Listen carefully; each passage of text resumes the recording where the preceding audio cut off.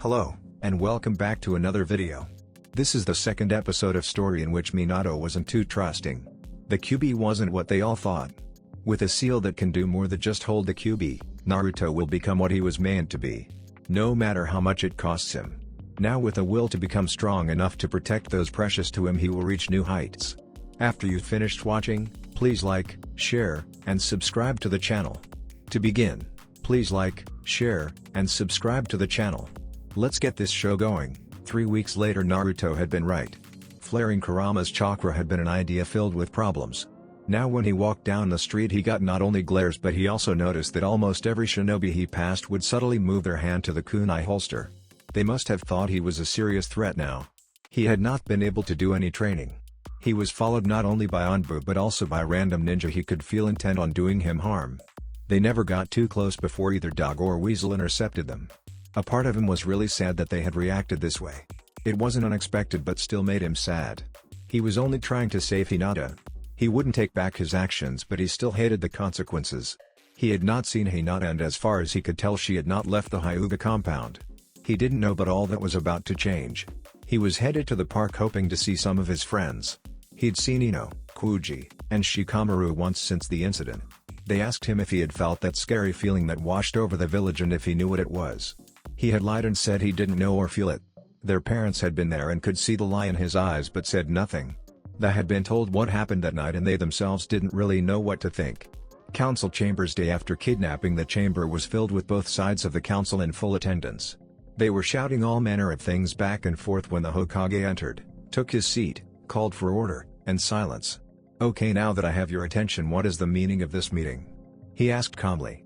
He wanted to see where this was going. He already had a good idea but still wanted to hear it from them. The leader of the civilian side of the council stood and addressed him. "We are here to ask for the execution the demon known as Naruto Uzumaki." The man spoke calmly like it was the obvious course of action after what occurred the previous night. "Denied. And let me remind you that my law still applies," he said with a fair amount of killer intent to get his point across. He figured they would beat around the bush a little bit and not jump straight to execution. He could already feel a headache coming on while rubbing his temples. A second member of the civilian council stood up to protest. "You can't be serious, Hokage-sama. Last night the beast was testing its power. If what was felt was any indication, its strength is returning. It will destroy the village if we allow it to continue to regain its former strength." He tried to reason with the rest of the civilian side, shouting their agreement with him. Silence.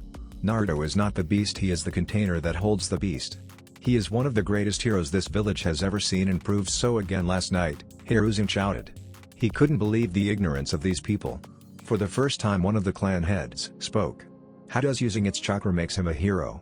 asked a skeptical Tsume Inuzuka. Tsume had a fierce look to her. Slit pupils in her eyes, wild hair, Inuzuka fang tattoos on her face, and red eyeshadow. She didn't hate Naruto for being a Jinchuriki, but he smelled like a fox and the Inuzuka's dog-like instincts made them natural enemies. So rather than it being hateful towards the boy, her clan simply avoided any interaction with him.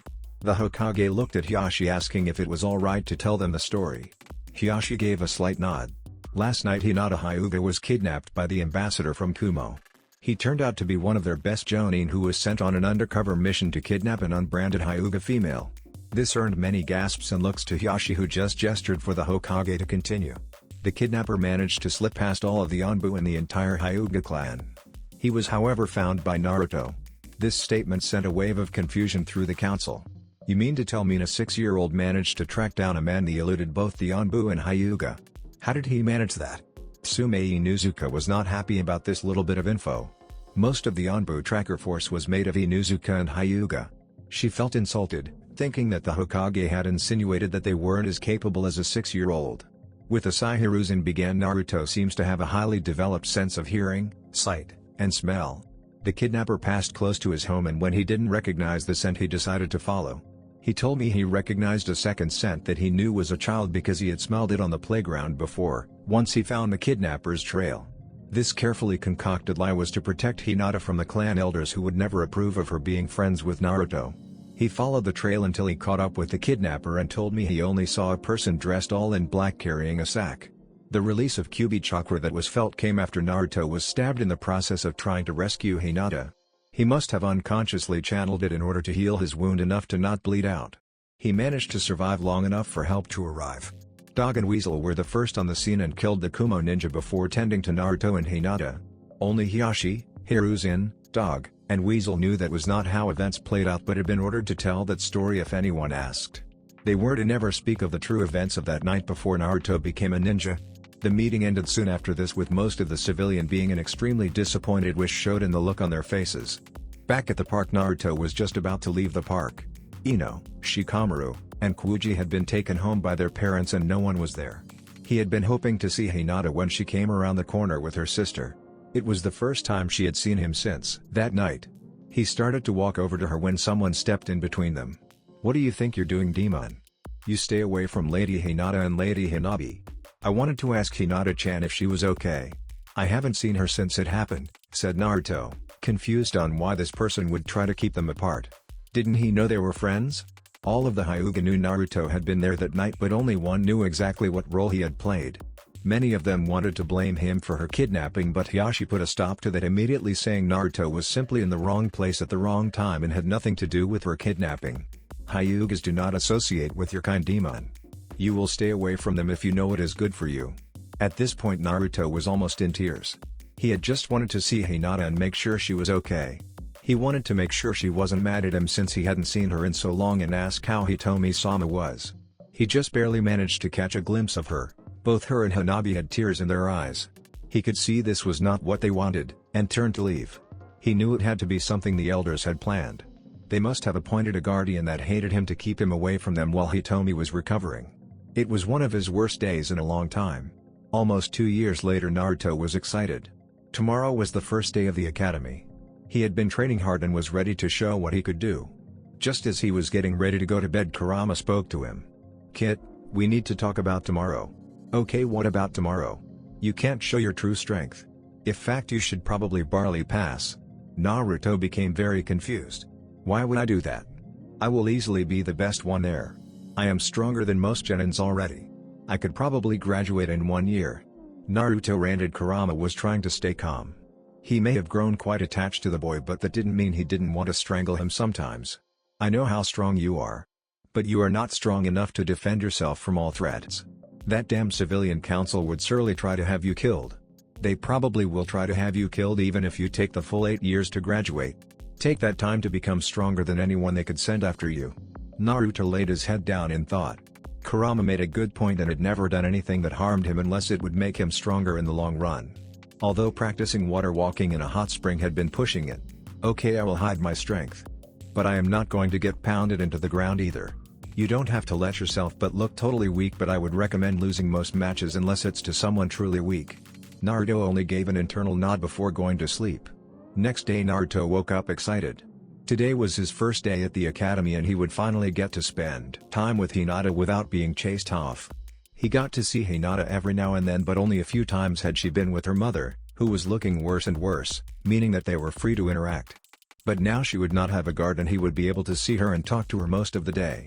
Naruto ate his cereal in a rush, wanting to get the day started as soon as he could. He rushed out the door and hesitated when he didn't hear, smell or feel anybody following him. He knew that starting to his Anbu guards would no longer be there. They were getting short-staffed so the Hokage could no longer afford to have anyone guard Naruto. It would have made him look untrusting of his own ninja to keep Anbu guards following Naruto when they were needed for village security. Not mention it would look bad to the teachers if they saw Naruto being followed by Anbu. Naruto ran through the village ignoring the glares and looks of hatred. It was harder to ignore all the negative emotions he always felt from people around him, but he had learned to cope. Being able to feel the hatred as well as see it had been incredibly difficult to deal with. It didn't take him very long to reach the academy and he saw a few of the older kids there already. Most were doing some kind of training or another, but all that came to a stop when he came through the gate. The 3 oldest classes knew exactly what he had inside him and he could see the looks of hatred from them. It appeared the kids in the next 4 grades down didn't care for him much either. Most of their parents had likely said to stay away from him and that he was evil.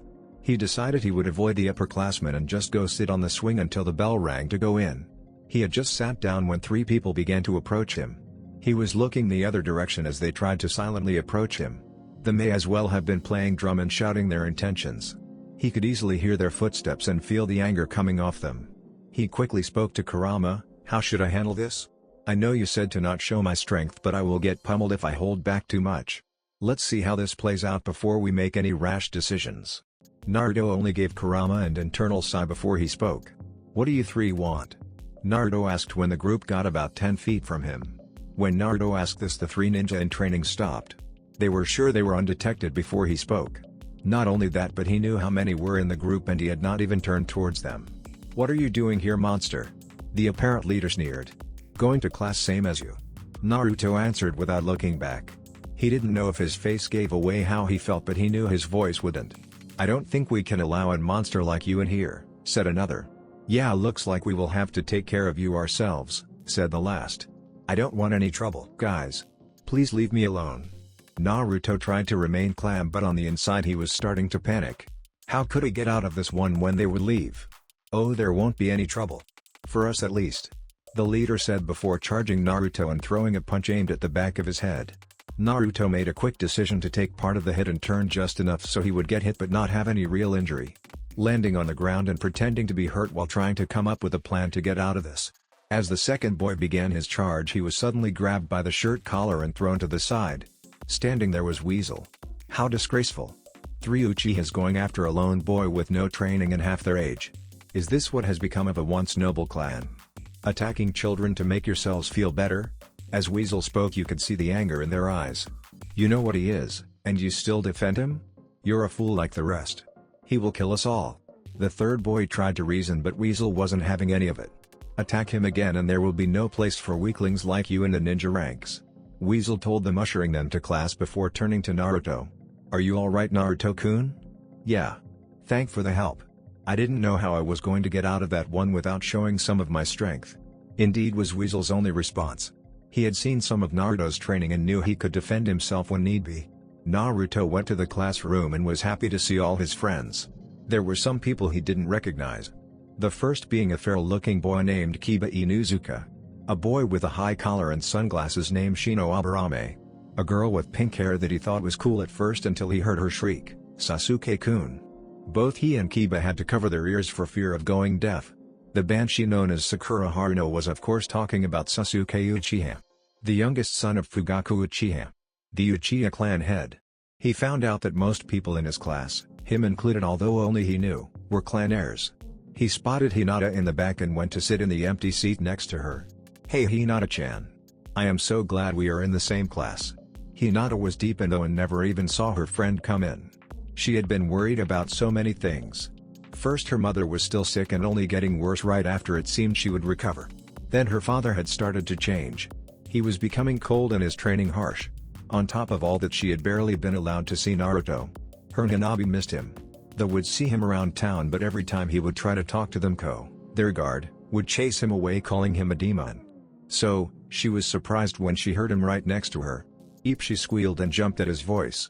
"Naruto-kun, it's good to see you again. I missed you so much." "I missed you too. At least now we get to see each other every day.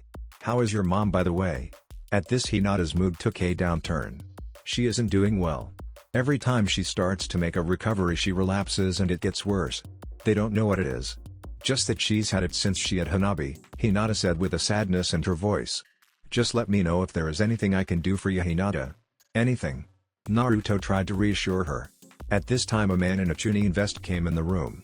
He had a scar across the bridge of his nose and his brown hair tied up. "Good morning, class. My name is Iruka Umino. You may call me Iruka-sensei," said Iruka, greeting the class. After taking roll, he decided to go over what they would be learning about the next 8 years. Naruto ignored basically everything he said in favor of thinking about his training outside of school and how much this was going to slow him down. "Don't worry, kid. Tonight, I'll teach you a jutsu that will make it so you can go to school and train." "Thanks, Kurama. I don't know if I could get through this without killing myself. This sounds so boring." Day after Naruto's 9th birthday, Naruto's apartment. Naruto had been in the academy for a little over a year. Just like last year, he hadn't gone to school on his birthday. He never left his house on his birthday after his 6th. He would always lock the door and just hide in his room, deciding not to expose himself to the hate anymore. He could take care of himself, sure, but he wasn't going to take the chance that some higher-ranked ninjas would come after him. He had been especially nervous about this one. This was his first birthday of truly being on his own since his 5th. No Anbu to protect him and almost everybody knew where he lived. He was surprised though. The villagers didn't seem to take the chance to go after him. He could only think that it was because they remembered what would happen in the past if they tried. They would be arrested and spend a considerable time with the IT department. Something none of them ever wanted to repeat. After a visit they would blame the pain they experienced on him and become even more ardent in their hate for him. It was a cycle he didn't wish to perpetuate. As he walked out of his apartment to head to the academy, he felt 5 chakra signatures close in on him. He could feel their emotions and he knew they were after him. He didn't know what they wanted though. This was a new emotion to him and he didn't know how to describe it. The only thing he knew for sure is that they were all Uchihas. What do you think, Kurama? Should we run, fight, or talk? If this is what I think it is, we need to cooperate, or at least make it seem like we are cooperating. Activate your eyes but hid them. Naruto did as Kurama told him using a genjutsu and started to walk to school. He only made it to the stairwell before he was forced to look directly into the Sharingan eyes of an Uchiha Jonin. His eyes, being more powerful, saw through the genjutsu right away but acted like he did not. "Come along, weapon, we have a village to take over," said the Jonin as he led Naruto away. They soon arrived at the Uchiha compound. "I have brought the Kyuubi as asked. He is in my full control." "Good. With it we can take over this village easy and kill the Hyugas once and for all," said an unknown voice from behind Naruto. Last time, Naruto did as Kurama told him using a genjutsu and started to walk to school. He only made it to the stairwell before he was forced to look directly into the Sharingan eyes of an Uchiha Jonin. His eye being more powerful, he saw through the genjutsu right away but acted like he did not. "Come along, weapon, we have a village to take over," said the Jonin as he led Naruto away. They soon arrived at the Uchiha compound. "I have brought the Kyuubi as asked. He is in my full control." "Good. With it we can take over this village easy and kill the Hyugas once and for all," said an unknown voice from behind Naruto. Uchiha compound noon. The Uchiha compound was a flurry of activity. Almost the entire Uchiha police force was currently in the compound, move supplies and barricading houses. Only a skeleton crew that was necessary to keep up appearances was patrolling the village. Most of this was being done in almost total silence. The ninja Uchiha were trying to protect the civilian and young members of their clan. What were they protecting them from, you ask? Tonight, they were planning a coup d'etat. They had been led to believe that they were being denied their right to rule. The Hokage was old and still hadn't picked a successor. They believed that it should be one of them, but he wouldn't budge. He stuck to his belief that none of them had the will of fire required for the job. The only one that he believed did was still too young to handle the job. So here they were preparing for war. They had told the civilian and children that they were doing an emergency preparedness drill and that it would last until morning, and that is why the only one allowed to leave the compound today was Sasuke. This being because to not have him go would arouse suspicions. Most other Uchihas would be in their district anyway, since only a few besides the police worked outside the district. Naruto was currently standing in the room with the clan's council. He had been ordered not to leave Fugaku's side until given other orders. Fugaku wanted his weapon where he could see it at all time, just in case someone decided to back out they would not be able to take the Kyuubi with them. "We will start with a distraction near the gates to draw the on-duty Anbu and flank them when they arrive. I will take the Kyuubi and unleash it on the Hyuga before they can realize what's happening and respond. That should draw the Hokage and most of his loyal Anbu. At that point myself, Itachi, and Shisui should be enough to take down the old monkey. While we do that, the Kyuubi should have killed all the Hyuga, minus the 2 heiresses who you," he says pointing at a Chunin, "will secure and bring back here. Make sure some of their blood is found to make it look like they are dead. We will keep them alive to see if it is possible to merge the Byakugan with the Sharingan. After the Kyuubi take care of the Hyuga, we turn him toward the Anbu." "Any questions?" asked Fugaku after going over the plan one last time. "What do we do when the other clans get involved?"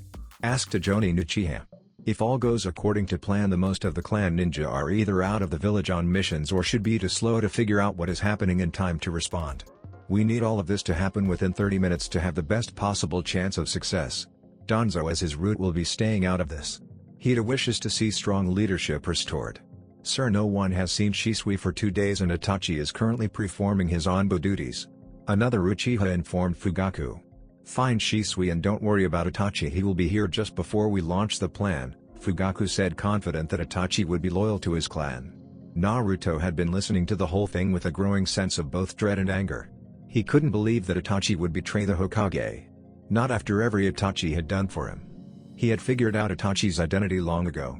It took everything he had not to betray the emotions he was feeling on his face. He was supposed to be in a genjutsu. Then there was Sasuke.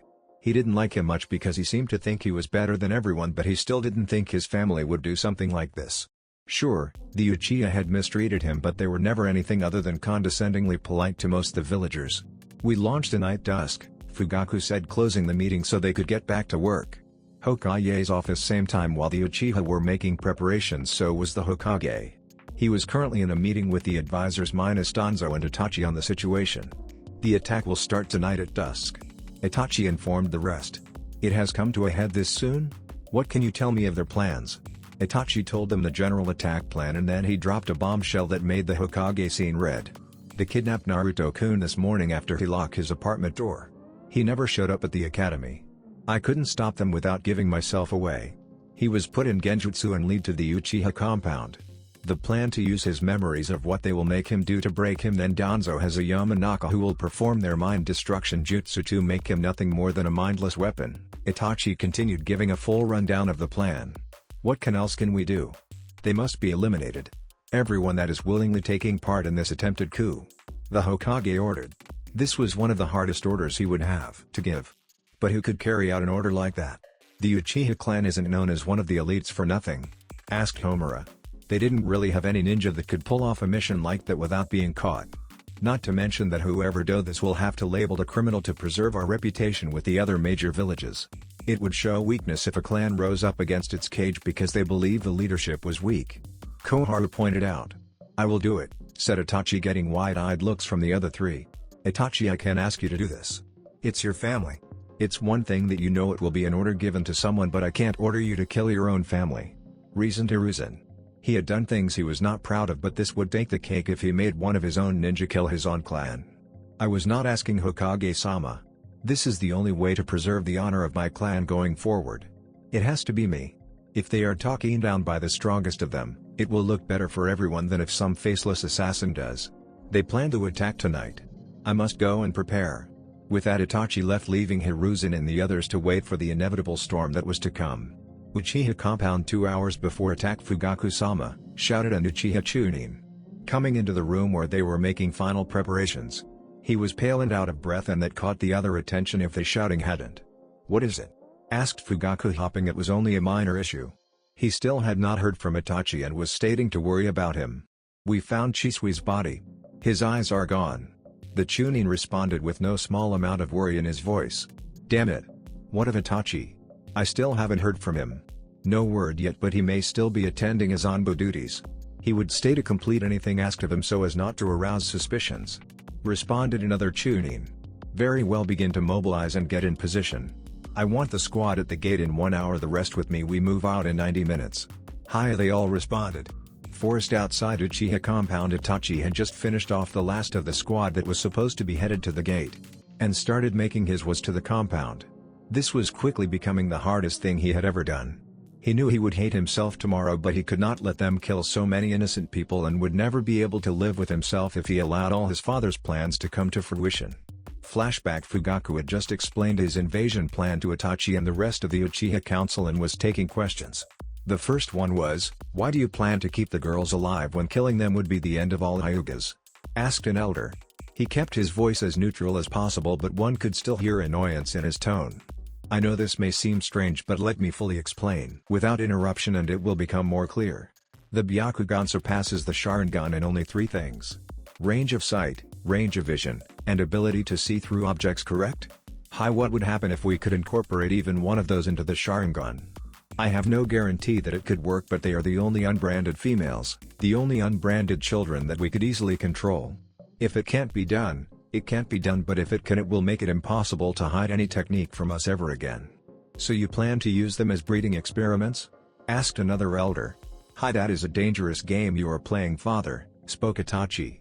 "That sounds like something Orochimaru would do. It is a necessary evil. They will be kept in genjutsu so as not to suffer needlessly," was Fugaku's only response. And flashback: Itachi came out of reminiscing just in time as he had arrived at the compound. He could see the main force gathering just outside what had become headquarters. There were only 5 stragglers running here and there finishing last-minute items. The main force was a good 60 strong. He decided to pick of the stragglers and set some traps to try and whittle the numbers down. Silently creeping up behind the first, he stabs his blade through the ninja's heart while covering his mouth before dragging his body behind a building out of sight. He repeats this on the other 4, after which he slowly makes his way around to the main gathering, setting up traps. Kunai launchers on top of the surrounding buildings to catch anyone that tries to gain the height advantage, and explosive tags with tripwires at all door and ground exits. Getting into position, he takes 2 kunai with high-powered explosive tags and throws them into the back of the crowd. Boom! At least 10 ninja lay in pieces, their bones becoming shrapnel, causing injury to the next row of ninja. Panic and confusion set in. The smoke was too thick to see through, and that's when Itachi moved in like a wraith, cutting down his family one by one. He got cut a few times from some that had managed to defend themselves, if only for a short time. About 30 escaped, including his father, who was currently the one controlling Naruto. When he could sense no more life in the building, Itachi slowly made his way outside. The last 30 Uchiha ninja were waiting for him. When Itachi emerged to face the remainder of his clan, their looks of shock and betrayal nearly stopped him in his tracks. The only thing that kept him going was seeing Naruto staring at him with a mindless glaze in his eyes. The Uchihas that had made it outside had no idea what was going on. They only knew that they were under attack. When Itachi emerged from the double door of the building, they were speechless. It had been one of their own that had attacked them. Not just anyone either, but the future clan head. "What is the meaning of this, Itachi? Have you gone mad?" screamed Fugaku. His face held a look of pure rage. His own son had betrayed him. "Father, you cannot win this fight. You would succeed only in weakening Konoha and shaming our clan. I cannot allow you to harm so many innocent people because of your imagined slights." Having heard enough, Fugaku ordered them to attack. Itachi used their rush to his advantages and manually set off the kunai launchers. With the ninja distracted, he cut their number by a further 20. When the dust cleared, Itachi found himself surrounded by the remaining 10 Uchihas and Naruto. "Release Naruto and send him away. We don't want him to remember this and let our clan be shamed." Itachi tried to command, but with his exhaustion and injury his voice came out broken and panting. "I have a better idea. Weapon attack and block no incoming strikes," Fugaku commanded. High was Naruto's emotionless response as he began forward, pulling a kunai from the pouch he had been given. As he approached Itachi, he got his attention by looking him straight in the eyes and winking. Itachi saw Naruto start forward and pull his kunai. He was trying to think how to break his control while sparring him the knowledge of what had been planned for him. When he looked in Naruto's eye again, he notices that they were not dull anymore, they were fully aware, and then he winked. When he winked, Itachi realized that they never truly had control of Naruto. Just as Naruto gets close to Itachi, the other Uchihas start going through hand signs for various fire jutsus. Seeing this, Itachi starts his own hand seals, hoping to finish first and get him and Naruto away. Before the Uchihas can finish, 10 golden shoot out of Naruto's back, surprising even him. They bind the remaining Uchihas, stopping them from preforming their jutsus. Itachi quickly took advantage of the situation, killing all but his father before Naruto could unbind them. "Naruto-kun, I'm sorry this had to happen," Itachi starts but is interrupted by Naruto. "It's not your fault. I heard everything. I know you tried to stop them and they didn't listen. I need you to promise me something, Naruto." "What is it?" he asks. "You can't tell anyone what happened here tonight. I promise I will never speak of it. I'm sorry to put you through this. But you must leave now. Sasuke is coming and I need him to see me finish this." With that last farewell, Naruto left to return home. He wouldn't show up to the academy the next few days, trying to come to grips with everything he had seen. He didn't know how he would be able to look at Sasuke again. 1 year later, it had been a long year. Kurama was putting Naruto the ringer as far as training went, and he had started to absorb his parent knowledge on the Ajutsu and Kenjutsu. Knowing the shadow clone made getting the forms down and practicing easier. Kurama had taught it to him the second day of school so Naruto could attend class and have his clones study and work on chakra control. He would make an ever-increasing number of clones as his chakra grew and had them do nothing but chakra control exercises. His parents' knowledge on chakra control exercises had been fully absorbed, so he now had many to work through, but it was slow going because his chakra kept growing. During his parents' visit a few days ago, they told him how to use the resurrection seal on another person, and even how if he used 3 at the same time it may do something to reverse the effects of aging. Naruto was unsure how that would be helpful but trusted them. Naruto had taken a week off school after the Uchiha incident. He had told the Hokage what had happened to him and was almost forced to reveal his eyes when Sarutobi asked how he could resist such a strong Sharingan genjutsu. Flashback: Naruto had just finished his story on what happened to at the Uchiha compound and was waiting for the Hokage's jaw to come off the floor and ask him some question that he knew had to be coming. How? How what? How did you resist a genjutsu from the Sharingan so easily? Sarutobi finally articulated. Naruto was sweating until Kurama reminded him about the genjutsu sensor. Well, I guess I should tell you a little more about the seal I have. Besides the fact that me and the Kyuubi are on good terms he can pulse my chakra for me if need be, my seal has a genjutsu sensor array on it that can either pulse my chakra or if that doesn't absorb the foreign chakra then use the Kyuubis to destroy it. All I had to do was act the part. Sarutobi was impressed. He had known the Kyuubi was not the evil entity that it was made out to be. But he never expected Minato to put something like that in the seal, but he was glad he had. How are you taking everything? Asked Hiruzen, concerned for Naruto's mental health. Okay, I guess. Do you think I could stay home for a few days to get myself tighter so that I don't seem like something is wrong? Just say I was sick or something. Yes, I believe that would be a good idea. He replied. Thanks, Gigi, Naruto said, leaving the office after getting a signed excuse from the Hokage himself. End flashback. As Naruto was making his way home after his training session, he began to get an uneasy feeling in his stomach. It only seemed to get worse the closer he got to his building. When he climbed to the top floor, he instantly knew something was wrong. Everybody had moved out on the top floor, leaving only him. But he could smell a fresh scent of someone else. He could tell from both the smell and emotion sensing that someone was in his apartment. They were nervous but had no plans of hurting him. He recognized the smell but couldn't quite put a name and face to it. With all his observations complete, he decided to go in and see what they wanted. He unlocked his door and opened it. He didn't see anyone, but he knew they were there. What do you want? I know you're here, so don't try to hide. He called in an even voice as he closed the door. From around the corner in his kitchen, a voice he recognized right away called back. I apologize for the intrusion, Uzumaki-san. I did not know if you would give me a chance to speak first or attack me for trespassing. The voice replied. To what do I owe the honor, Hyuga-sama? Naruto asked to the now identified Hiyashi Hyuga. Do you remember what you told me in the Hokage's office just after you saved my daughter? Hiyashi asked. Naruto could hear the emotion in his voice. It was almost like he was begging him to understand his message. It took Naruto a few minutes, but he finally remembered the whole thing with help from Kurama. Has it become that desperate? Naruto asked just as carefully as Hiyashi had. Only hours are left. Hiyashi's simple statement was enough to bring Naruto's thought to a grinding halt. He was his last hope. Hinata and Hanabi might lose their mother if he couldn't help. They were some of his best friend even though he rarely saw them. He hated to see either of them in pain. He saw only one option. Where? With this single word, Hiyashi seemed to relax. Meet me here in 5 hours, Hiyashi said as he handed Naruto a piece of paper and turned to leave. Some conditions, Naruto spoke, stopping Hiyashi in his track.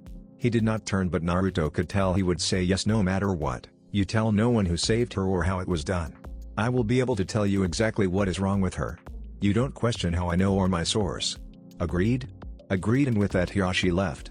Naruto quickly looked over the directions, then went to take a shower. He didn't want to be dirty for something like this. After this, he sent a clone to the Hokage with a note and directions to the secret room in the hospital. 5 hours later, hospital room. Hiyashi was getting nervous. It was nearly the appointed time and his wife didn't have long. She would last until morning at best. He had moved her in secret to a private room that was only supposed to be used by the Hokage so that no one would come looking for them. When the door handle turned, his breathing hitched. Naruto was going to come in the windows to avoid detection. He was completely surprised when the Hokage walked in. He started to sweat, thinking something happened. Relax, Hiyashi. Naruto asked me to come and inform me of everything you spoke of, although I do not know why he asked me to come. Hiruzen tried to reassure the worried man.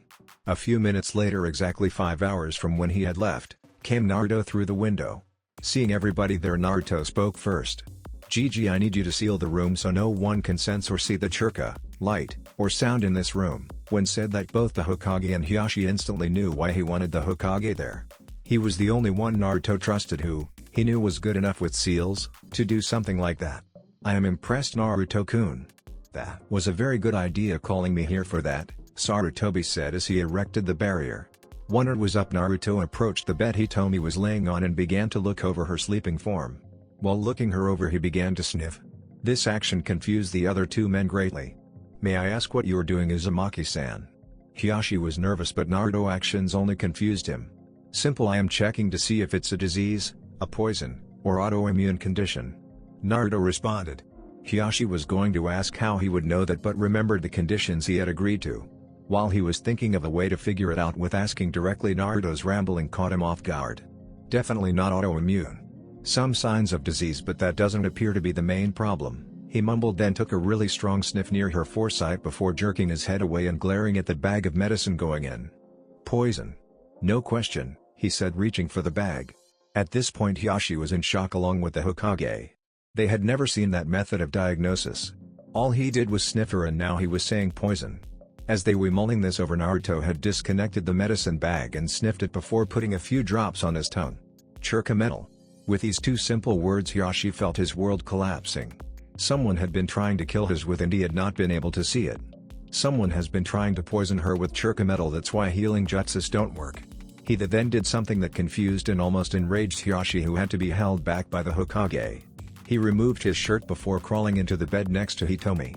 He opened her gown just enough to place his hat in the center of her chest and another on the side of his stomach. Hiashi stopped struggling when a bright light started glowing under the hand on his stomach. After a few seconds, his other hand on Hitomi's chest started to glow as well. Resurrection Seal Transfer. Naruto spoke in a somewhat strained voice. After he spoke, a blinding light shone through the whole room. It took almost a full minute to dim again and for Hiashi and the Hokage to regain their vision. When they could see again, Naruto was standing next to the bed with his shirt on and Hitomi was again full covered. He was looking a little tired, but what really got their attention was Hitomi. She was sitting up and looking at her hands, flexing them. "What happened?" she asked. Hiashi wasn't able to answer. He could only go to her and hold her with tears in his eyes. He wasn't going to lose his wife. "You're okay?" "Oh, Kami, he really did." It was the only thing Hiashi was able to say. Repeating it over and over. The Hokage cleared his throat and decided to speak. "While I am very happy for you, Hiashi-san, we have another important matter to settle. Who did this in the first place? What is going on here? How am I better?" Hitomi demanded as she became more confused as the spoke. "Well, you see, the Hokage said, pointing to the spot Naruto had been in, seeing no one. He then looked around the whole room and noticed that he was gone. It seems, the Hokage was cut off by the clan head. "We can't tell you who healed you. Only what he said. First, you didn't have an unknown disease or lingering weakness from Hinobi. You were being poisoned by chirka metal. I don't know who is responsible for this, but I will find them. Until I do, though, we are going to have to pretend that you are dead. And I am afraid that you won't be able to say goodbye to the girls in case they try to go after them to get to you again." After this short explanation, Hitomi started to cry. She couldn't believe someone from her own family had tried to poison her, and now she would be able to see her daughters or say goodbye without risking both hers and their safety. "What are you going to say? Without my body, they won't believe you." She managed to get out through the tears. She knew the sooner that they made it through this, the sooner she would be able to get back to her daughters. "I have a solution to that. There is an old forbidden jutsu called the blood clone. It will create a biologic clone that will last about 2 weeks after it dies before reverting back to the blood it was made out of. It takes a little over a pint of blood. Now normally we would ask that of someone who has just recovered from what you have, but, considering I know a little about the jutsu that saved you, you are probably feeling as strong as you ever have." He looked at the woman, getting a nod as confirmation. "It is settled then. I will give you an hour to make arrangements while I set up what is needed for the jutsu." Unnoticed by the three, a small rock in the corner disappeared in a puff of smoke. Naruto's apartment. Naruto had just arrived home after healing Hitomi Hyuga when his shadow clone dispelled. He had left it to make sure Hitomi would not know it was him. He trusted her but did not want her feeling like she owed him. He had left a clone to see if Hiashi would hold up his end of the deal. When he stopped the old man from blabbing, Naruto decided that he could officially trust Hiashi. It felt nice to know that there was someone else he could trust. He felt bad for Hinata and Hinobi but knew that they would understand in the end and be happy to have their mother back after the culprits had been flushed out. Taking off his shoes and jacket, he decided to just go straight to bed. The seal transfer had taken a lot out of him. It was the first time he had used it on someone else and it had taken a great deal of concentration to work right. He knew it would be hard but decided he needed to find a way to practice it because he couldn't afford to be this tired after using once. What if he needed to use it on numerous people in quick succession? He couldn't afford to be this wiped out after just one use. He now had one more things to add to his long list of training items he had to complete. He would have to start in the morning. 6 months later, Naruto had been unable to attend Hitomi's funeral. The elders had barred his entry when he had tried. Hiashi was going to stand up for him but Naruto had stopped him. It would not do to have something like standing up for the demon cause a scene on what was already a hard day for Hinata and Hinobi. He knew the truth but he still wanted to be there to help them through it because to them it was real. The blood clone and everything had gone off without a hitch with no one the wiser. It was a week before Naruto saw Hinata in class and, To the surprise of many, the first thing the shy girl did was to throw her arms around Naruto and cry on his shoulder. He never said anything, just held her for a few minutes until she calmed down just before class started. It took about a month before she started to get back to normal, but she seemed to retreat into herself and started to stutter again. The only person she would really talk to at first was Naruto. Hanabi had entered the academy this year as well, and Naruto managed to talk to her a few times to comfort her. Hanabi, instead of becoming shy like her sister, started to become cold like the Hyuga elders seemed to be. Naruto decided he would have to look into this when he got the chance. Now was his chance. We find him slinking across rooftops headed towards the Hyuga clan compound. He had heard Hanabi and Hinata's escort say they had a clan-wide meeting this evening, and that would provide the best chance to sneak in. Arriving at a building across the street overlooking the compound, he saw all the Hyugas making their way towards a large meeting hall near the rear of the compound. When the last of them had entered, he made his move, jumping the wall and landing in tree, using all his senses to detect if someone was nearby. He decided this would be a great time to try out another feature of his seal. Fully activating the Churka masking seal and camouflage seal, he could feel his Churka start to drain quickly. He only had a few minutes before he was forced to release the seals. Quickly and quietly he made his way through the compound to the main family's house. He started looking for what he believed to be either Hiyashi's study or office. As he was nearing, he saw a lone guard with his Byakugan active. Looking at the tree he had originally landed in, he now realized that he should have activated everything before entering the compound. He would remember that in the future. After a brief search, he found the room he was looking for, writing a simple note that he knew only Hiyashi would understand. Slipping it under the top paper, he made his way back out of the clan's compound and headed home. Hiyashi entered his office, sat down and let out a long breath. Going over the events of the meeting he had just been left in his head. Flashback: Hiyashi walked in and took his seat in the middle of the elders and called the meeting to order. After going through the standard clan business, they excused the branch members and got to the real reason that they called the meeting. Our final piece of business is the training of Hinata and Hanabi. We believe that the Elder Council should take over Hinata's training and have you, Hiyashi, focus on Hanabi. With the death of your wife, you will have less time to train with both of them, and Hinata needs to be strong in order to be our next clan head. The leader of the Elder Council proclaimed. I don't see the need. I can do my job as well. I train my own children. Before Hiyashi could continue, he was interrupted. The question is not whether you can do both, but if you can do both properly. Hitomi helped you with minor clan matters and paperwork. It is not worth taking the risk that an oversight will be made by having a distracted clan head. Hiyashi could see that there was something else behind this, but he couldn't think of a reason that would tip his hand. He didn't know who was responsible for his wife's death and wasn't ruling anyone out. Fine, but I will be observing the lessons whenever I choose, and I want weekly reports on her progress. It was the best he could do without outright refusing and creating possibly unneeded tension. For all he knew, maybe they really did have pure intentions, but he doubted it. End flashback. Coming out of his thoughts, he looked at his desk and notices that the paper on top was upside down. Lifting it, he sees a note that was not there when he left. Hiyashi, my father's head, half past a sunless noon. It took only a moment to realize who this was and what it meant. Naruto had been in his office and wanted to see him. Hokage Monument. Hiyashi arrived at 12:30 a.m. on top of the head of the 4th Hokage. When he got there, he saw nothing and no one. Activating his Byakugan also revealed nothing until he heard a voice right next to him. Beautiful, isn't it? Suddenly Naruto seemed to shimmer into existence next to him. How did you do that? Hiyashi asked. It was quite disconcerting to see that a child of only 10 able to avoid his detection while standing right next to his whilst he had his Byakugan activated. Another time. I wish to ask you what is going on with Hanabi. She has changed and Hinata seems to be reverting back into her shy self. It is the council. They have been keeping me busy with more paperwork than before, trying to make a point that they should train Hinata to take some strain off me. I also believe that they have gotten to Hanabi and are trying to make her like them. I am still unsure to what ends they are trying to accomplish with both. Hiyashi responded, somewhat ashamed that he did not know what was happening within his own clan. I see. Is there anything I can do? Naruto asked. He hated to see what was happening to the girls. I see something big is coming. I am not sure when or what, but it can't be far off. Just be there for them. I fear I may need your help again to save my family soon. I have a final question for you. Hiyashi hesitated. He really needed to know, but at the same time didn't want Naruto to take it the wrong way. What is it? Said Naruto with a lot of curiosity in his voice. He couldn't understand why he felt nervousness coming from Hiyashi. Can that technique you used to save my wife, can it also remove the caged bird seal? Hiyashi asked without looking at Naruto. I don't know. Why? Asked Naruto with a bit of an edge in his voice. Just hoping for a last option should worse come to worse. And with that he left. Naruto also returned home trying to figure out what Hiyashi meant with his last words. When Naruto got home he went to his room, sat on his bed and began to meditate to enter his mindscape. He arrived in the forest right in front of the open gate where he found Kurama sleeping. That would explain why he didn't help me answer Hiyashi-sama's last question. Though Naruto has started to push on Kurama's paw to wake him. What are you doing, kid? It's the middle of the night.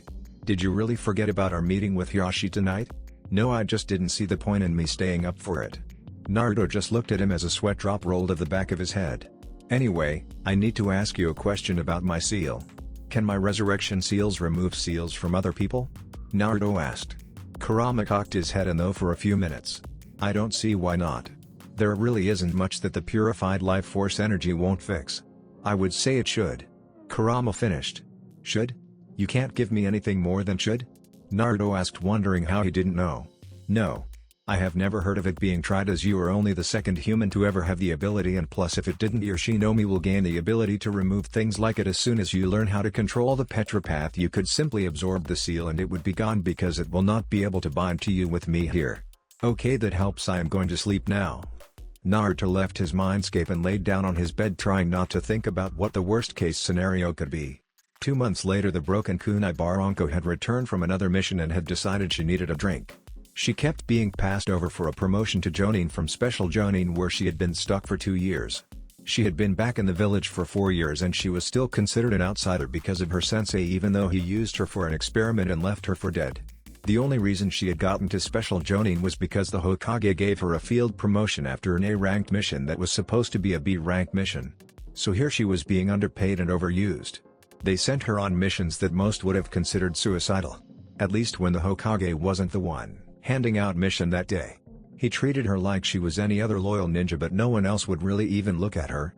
Her only friends Kurenai and Yuga Uzuki. Both of whom were currently out of the village on missions. She had many reasons to drink.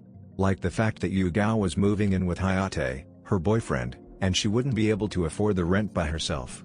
Kurenai already had a roommate and it was another year before her lease was up, so she was stuck trying to find a place of her own. So here she was drowning herself in as much sake as she could drink. She could see the guys leering at her, but she paid it no mind. They always did when all you wore was a mesh bodysuit, a brown trench coat, and an orange skirt. If she had been more observant, or even a little sober, she would have noticed the look they were giving. He was different than normal. It wasn't just a leer filled with lust but also anticipation. She didn't notice that her last drink was a little more fizzy than normal. Getting up on wobbly legs, she made her way out of the bar and started stumbling her way home. Making it only a couple of blocks before she collapsed. When she tried to move again, she found that she didn't have the strength. With a little adrenaline flowing through her, the fog in her mind cleared enough for her to realize she had been poisoned. That's when it came. Laughter. Well, boys, what do we have here? Asked the leader of the three. It looks like that snake whore drank a little too much. Should we help her? Asked the second one in a voice that was dripping with sarcasm. I believe we should. It wouldn't be right of us not to help a fellow shinobi, said the final one of the group.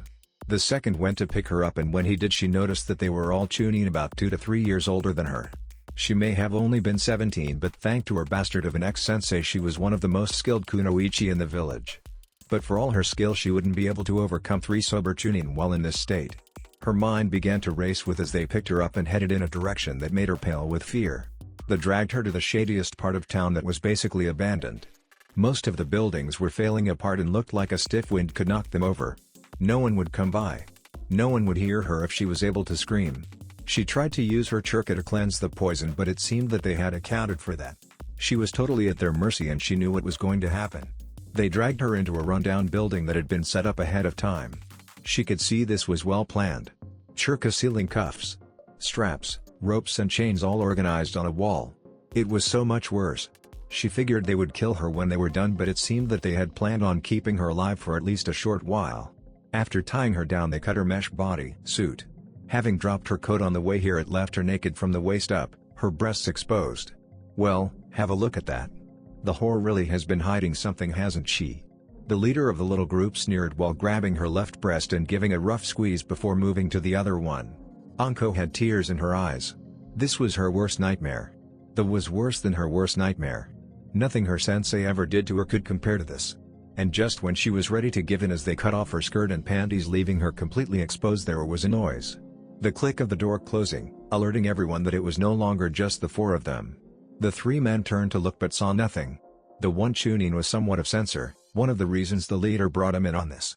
He would be able to keep watch without actually having to keep watch. He spoke now with a decent amount of fear in his voice. "Remember how I said I thought we might have been followed?" The other two just nodded. "Well, whatever that presence was that was behind us on the way here, is now in this room. I cannot tell where or what, but it's here." At that last admission, the other two started to freak out a little before calming down. Anko didn't know what to make of it. She was barely able to register what they were talking about and she could sense nothing. The leader spoke. "It's probably nothing. You're just jumpy," is all the leader said before turning back to Anko only to notice a blonde-haired boy now standing between them and her and that her coat was now covering her. With Naruto earlier, Naruto was sitting on his balcony enjoying the night, trying to relax before going to bed while practicing his emotions and chakra sensing. Chakra sensing was something he had heard of but didn't really know how to do. He understood that everyone had the innate ability to feel chakra to a point. He was attempting to train this sense to see if he could go beyond that average ninja. So far, he had not been having any luck. He had figured that maybe he could use his abilities to sense emotions in conjunction with chakra to give him a clearer picture on what was happening around him. In the middle of this mixing exercise, if you will, he experienced another first. He could feel the emotions of 4 different people. 3 had had the same feeling to them. That weird one he got from adults when they looked at certain other adults, mixing in with what he had come to know as excitement or anticipation, and finally just a hint of nervousness that seemed to be fading. Now, while this was not the first time he had felt those 3 together, it was the first time he had experienced it from 3 people who were all men and in a group. He had learned that men and women felt and projected the same emotions differently. The part that made him curious was that there was one woman with him and he only felt fear. Not nervousness or anything of the sort, but just pure fear. Almost as bad as when Hinata was kidnapped. She had none of the other emotions that he usually associated with men giving of these emotions. That being the case, he had decided to follow them. He activated his chakra masking seal and stuck to the shadows while moving towards the group. When he finally caught sight of them, he could see 3 men and 1 woman as he had thought. The weird thing was the woman was having to be carried by the 2 of the men with one arm over 2 of their shoulders and a third following closely behind. Now he had seen people carried like this before, but it usually was because they were either drunk or hurt. He didn't see any injuries on her, but the large brown trench coat she had on could have hid it, but if that was the case, the hospital was the other way. He could smell alcohol from one of them. He assumed it was the woman, but it also had another smell, one he didn't recognize. He followed closely but never revealing himself. Until he figured out what was going on, he would remain hidden. It was now Kurama decided to speak to him. "Kid, do you know what they are doing?" Kurama had a pretty good idea, but he didn't want Naruto to know if he didn't have to. "No. I am getting emotions from them that I have never seen together." "Do you know?" Naruto responded. "Yes, but for now just follow them. If they plan to do what I believe, then you will have to stop it." "What is it?" "You're too young to learn that, but just know it is one of the things that makes some humans worse than any demon." With that, Kurama went silent. Naruto, contemplating what Kurama had said, didn't ask further. He followed them to an abandoned and very run-down building. They went to an interior room that must have been an office of some kind, because the only way he could see in was through a window that made up a decent portion of the top of the door. He could hear them speaking to the woman but wasn't able to see her. He was holding the brown trench coat she had been wearing that they had dropped about a block before the building. He just stayed outside the room watching, trying to see if there was a reason he needed to step in. The 3 men parted for a second and Naruto caught sight of the woman naked and crying. It was at this point that Kurama spoke again. "Kid, I am sorry to make you do this, but you want to be a ninja, right?" Naruto just gave a mental nod before Kurama continued, "Then I want you to go in there and kill those men." The tone he had used scared Naruto. He had never heard Kurama mad before and it sort of scared him, even though the anger wasn't aimed at him. He was about to ask why when Kurama interrupted him. "I won't tell you exactly what they are going to do if you continue stand here not moving, but you will never forgive yourself if you don't act soon. Now go." At this final prompting, Naruto activated his camo seal and entered the room as quietly as he could. When he shut the door, it clicked and all 3 men turned to look at him. He quietly made his way around them and put the trench coat over to cover her. He then deactivated his camo and waited for them to turn around. Now Anko's mind was racing. First her coat appeared out of nowhere and now a blonde-haired boy suddenly appeared in between her and the men. The thing that confused her most was that there didn't seem to be any movement. No chakra usage, No shimmering like releasing a genjutsu. He was just there instantly with his back to her.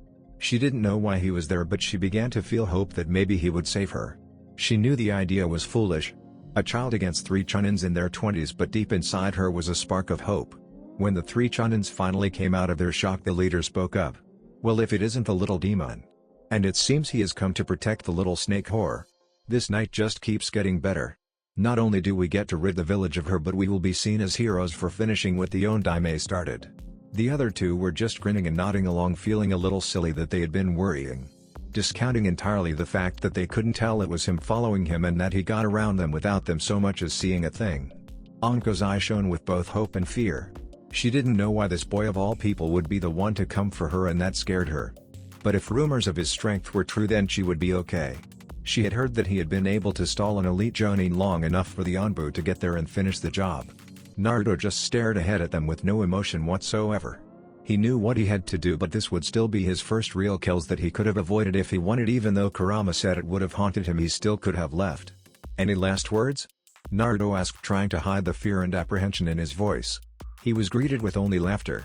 Taking their amusement as an opening, Naruto drew a sword that neither Anko nor the chunins had seen. If a flash, he had run the first one through the heart and started to swing at another before the third managed to block with a kunai. The second chunin was tending to the third, trying to see if he could save his life, but it was all for naught. His heart had been pierced clean through. The leader decided to go on the attack, using a kunai to try and kill Naruto. Naruto was blocking with his sword, looking for an opening when the second one joined the leader. Now Naruto could do nothing but dodge and flee, waiting for an opening. After about 2 minutes of this, Naruto saw his chance. Turning his back to the leader when he went for a downward slash, Naruto took a cut from his right shoulder to his left hip. It wasn't deep, but it hurt. He did this because the second chunin had overextended on a stab attempt that Naruto dodged and was too off balance to defend. Naruto used this opportunity to stab him through the right side of his ribcage, taking out his right lung and heart in the process. The man died almost instantly. "Damn you, demon!" the leader snarled, trying to think of a distraction and being angry for ruining his plans. He didn't really care about his 2 comrades. The boy was much faster than he thought. Maybe even faster than he was. He decided to try a shock tactic to try and stall, thinking he would bleed out and get weaker. "Before I kill you, would you like to know why everybody hates you?" All this time Anko had been watching in amazement. When he got cut, her heart dropped. She didn't know why, but seeing him hurt made her hurt as well. Maybe it was because he was risking his life for her and now it looked like he was going to lose. And him losing meant that they were both going to die, but she was going to be made to suffer much longer. The boy had killed 2 of the men that were going to rape her and was facing off with the last one. He was standing between her and the man who had been the leader. She could see the blood coming from his back, but she thought there should have been more. Upon closer inspection, she could see his hand glowing green as the was holding his shoulder. He had been healing himself in the middle of a fight. Not knowing about his medical seal, she didn't even think that was possible, let alone that someone that young knew medical jutsu.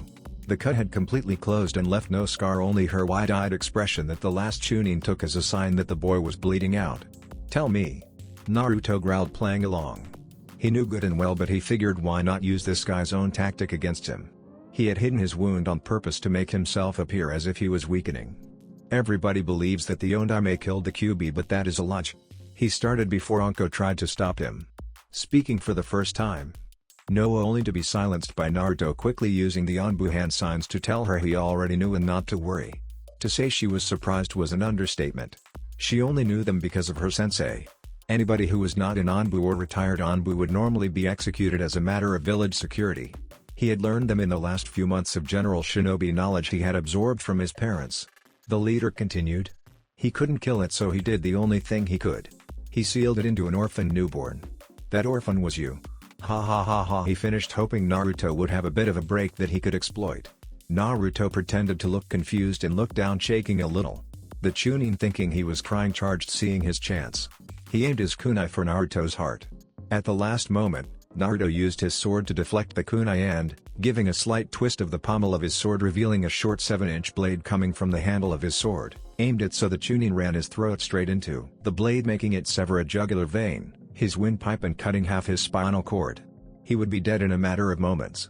Naruto only said, "I already know," before he passed into blackness, looking straight into the boy's eyes.